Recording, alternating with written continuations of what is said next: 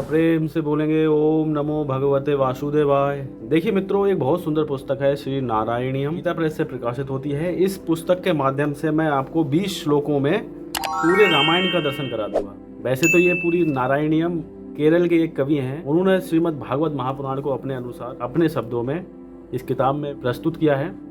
उसी कड़ी में देखिए यहाँ पे श्री रामचरित देखने में मिल जाता है, जो कि 20 श्लोकों में है। पूरी रामायण का हम अनुभव कर लेंगे। शुरुआत करते हैं। देखिए श्री रामचरित। देवताओं ने 10 मुख रावण का वध करने के लिए आपसे प्रार्थना की। आपसे मतलब भगवान नारायण से प्रार्थना की। तब आपकी अंता प्रेरणा से महर्षि ऋषंग कौशल देश में गए। उन्होंने भूपाल दशरथ से पुत्रेष्ठ यज्ञ का अनुष्ठान कराकर उन्हें अग्नि प्रदत्त श्रेष्ठ पायस प्रदान किया। उस पायस का भक्षण करने से राजा की 3 महारानियां, कौन कौन सी, माता कौशल्या, माता सुमित्रा, माता कैकेयी, एक साथ ही गर्भवती हुईं। उनके गर्भ से स्वयं आपने राम रूप से लक्ष्मण, भरत और शत्रुघ्न के साथ अवतार लिया। आगे कवि लिखते हैं कि देव यानी भगवान नारायण बचपन में ही आप पिता की आज्ञा से महर्षि विश्वामित्र के श्रेष्ठ यज्ञ की रक्षा के लिए धनुष धारण कर लक्ष्मण के साथ प्रस्थित हुए।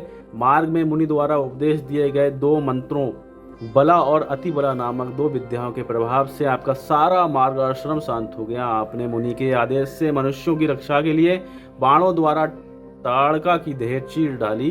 तब विश्वामित्र जी ने आपको बहुत से अस्त्र प्रदान किए। उन्हें ग्रहण करके आप मुनि के सिद्ध आश्रम नामक तपोवन में गए। तो आगे देखिए 3रा श्लोक है, उसमें वहां यज्ञ मंडप के द्वार पर स्थित होकर बाणों द्वारा मरीच को खदेड़कर यानी उगड़ाकर अन्य राक्षसों का संहार किया है। पुनः मार्ग में अपनी चरण धूलि से अहिल्या को स्वस्थ यानी शाप रहित करते हुए विदेह की राजधानी में जा पहुंचते हैं। वहां शिव जी के पिनाक को तोड़कर लक्ष्मी स्वरूपिणी धरणी सुता सीता मैया को प्राप्त करके अपने 3 सापत्नीक वीर भाइयों के साथ आप अपने राज कौशल को प्रस्तुत हुए। आगे देखिए 4था श्लोक है। मार्ग में भृगुकुल तिलक परशुराम जी क्रोधांत होकर आपसे उलझ पड़े, परंतु अंत में वे अपना वैष्णव तेज आप में संस्थापित करके चले गए कांत मूर्ते।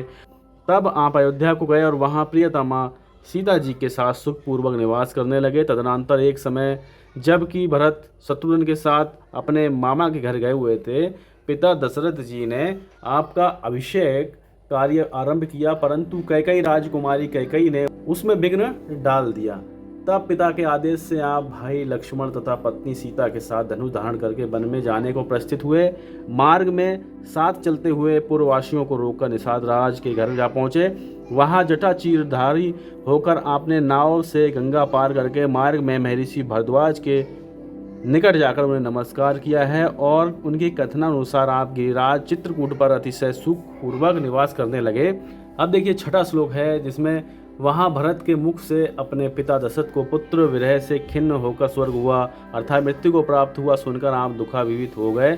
तब उन्हें तिलांजलि देकर अपनी चरण पादुका तदनंतर अत्रि मुनि को नमस्कार करके अत्यंत विस्तृत दंडकारण्य में चले गए। वहां प्रचंड शरीर वाले दैत्य विराट को मारकर संभंग मुनि को सुरगति अर्थात मुक्ति प्रदान की। पुनः महर्षि अगस्त्य को नमस्कार करके तापसों का प्रिय करने की इच्छा से आपने उनसे सारे राक्षस समुदाय के वध की प्रतिज्ञा की। तत्पश्चात मुनिवर अगस्त्य ने आपको दिव्य वैष्णव धनुष तथा ब्रह्मास्त्र प्रदान किया। आगे बढ़ने पर मार्ग में आपको अपने पिता के मित्र जटायु के दर्शन हुए। तब गोदावरी के तट पर स्थित पंचवटी में आप पत्नी सहित हर्षपूर्वक निवास करने लगे। एक दिन सुपर्णखा नाम की राक्षसी जा पहुंची।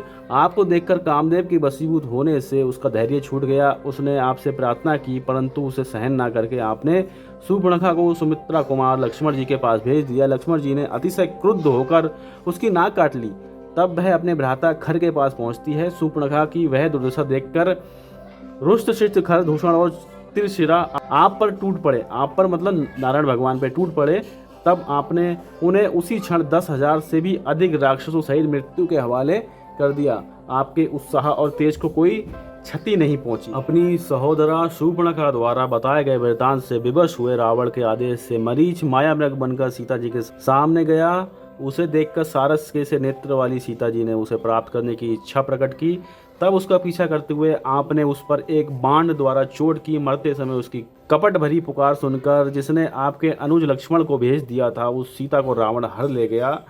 तब सीता विरह से दुखी होने पर रावण के वध के उपाय की प्राप्ति से आप भीतर ही भीतर किसी अद्भुत आनंद का अनुभव कर रहे थे। पुनः सूक्ष्मांगी सीता जी को खोजते हुए आप आगे बढ़े। तदनंतर मार्ग में रावण मेरा वध करके आपकी पत्नी को हर ले गया।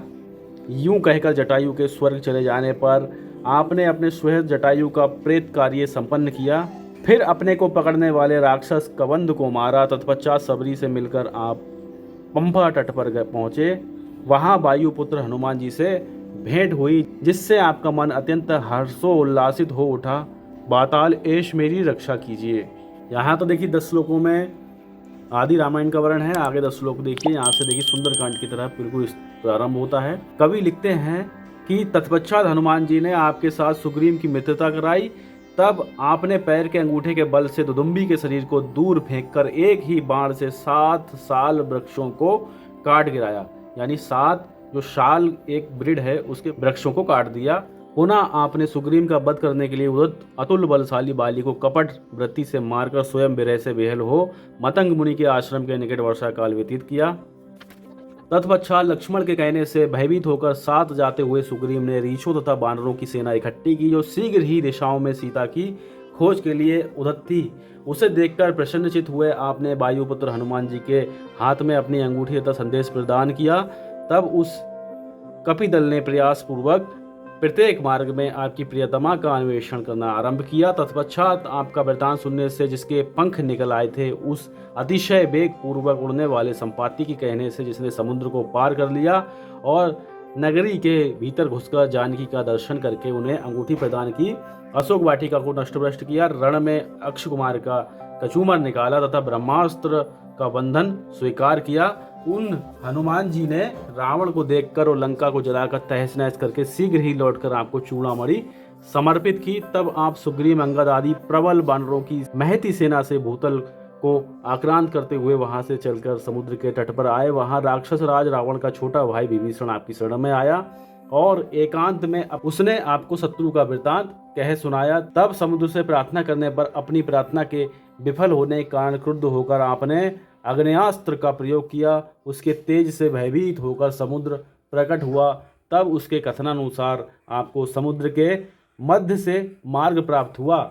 उस समय बानरों द्वारा अनवरित लाए जाते हुए पर्वत समूह से सेतु निर्माण कराकर आप समुद्र पार हुए।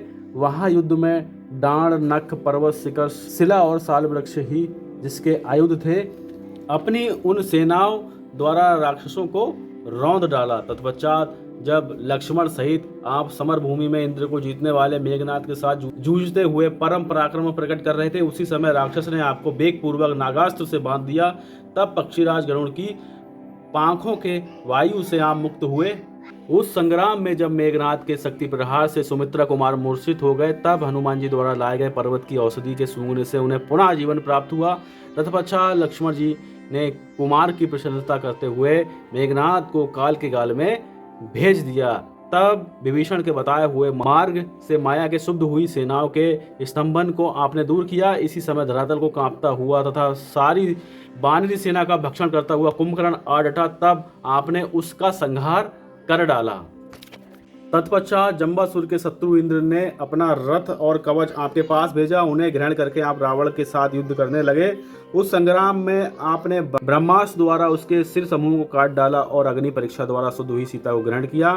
तब समर भूमि में मरे हुए रीक्ष वानरों को देवगणों में श्रेष्ठ इंद्र ने अमृत वर्षा करके पुनः जीवित तथा घाव रहित कर दिया।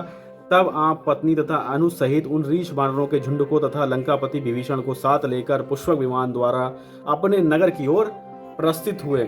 अयोध्या में आपका दिव्य राज्याभिषेक हुआ। उससे प्रसन्न होकर आप 11,000 वर्षों तक प्रजा का पालन करते रहे। इस प्रकार देखेंगे तो यहाँ तक देखिए संपूर्ण रामायण का वृत्तांत मिलता है और आगे के 8, 9 और 10 श्लोक में आगे की रामायण का वर्णन मिलता है, तो मैं किसी कारण से अभी आपको नहीं सुनाऊंगा। तो एक बार प्रेम से बोलेंगे ओम नमो भगवते वासुदेवाय। जय जय श्री सीताराम।